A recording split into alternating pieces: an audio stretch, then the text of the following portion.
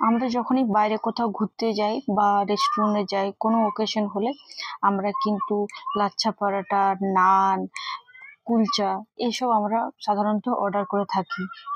আজকে আমি বাড়িতে সহজ পদ্ধতিতে কিভাবে আপনারা লাচ্ছা পরোটা বানাবেন সেটাই শেয়ার করব।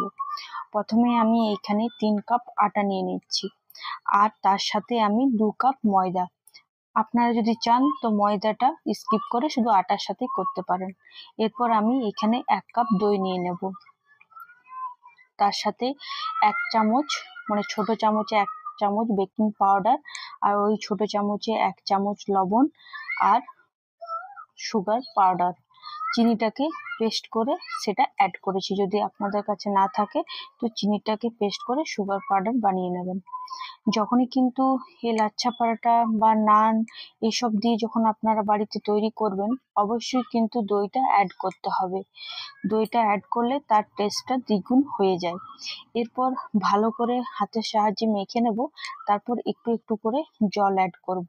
ফার্স্টে কিন্তু জল অ্যাড করব না, যেহেতু আমরা দই এখানে দিয়েছি।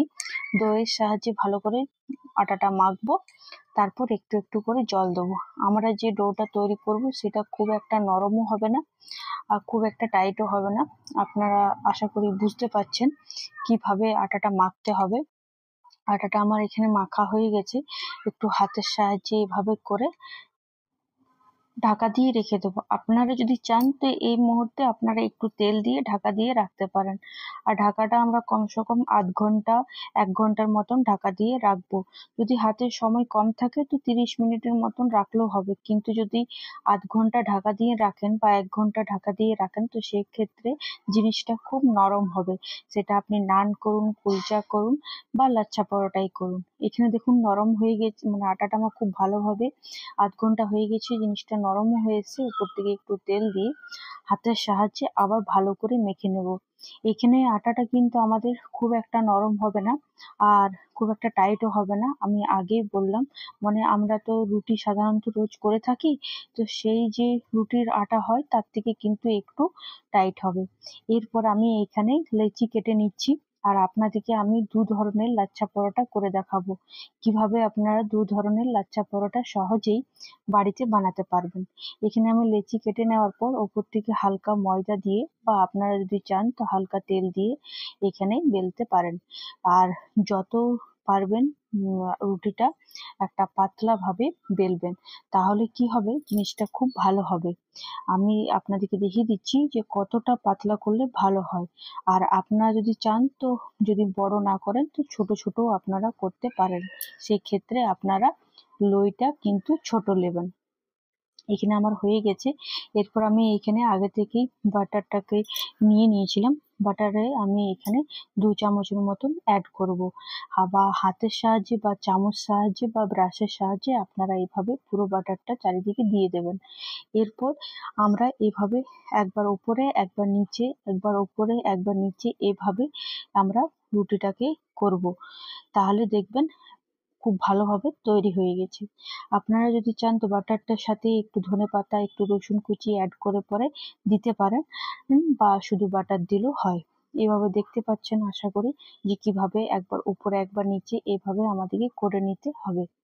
অনেকটা রুটি বা পরোটা আপনারা বাড়িতে বানিয়েছেন, এভাবে একবার লাচ্ছা পরোটা বানিয়ে দেখুন।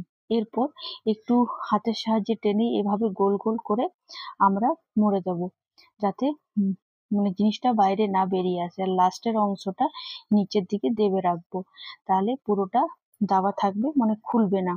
এরপর হাতের সাহায্যে এই সাইডে আমি রেখে দিলাম। আর আপনাদেরকে বললাম আর একটা করে দেখাবো।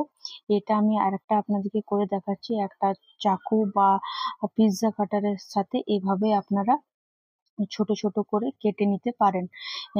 কেটে নেওয়ার পর সেম ওইভাবেই আপনারা বেলবেন পাতলা করে এভাবে, তারপর কেটে নেবেন।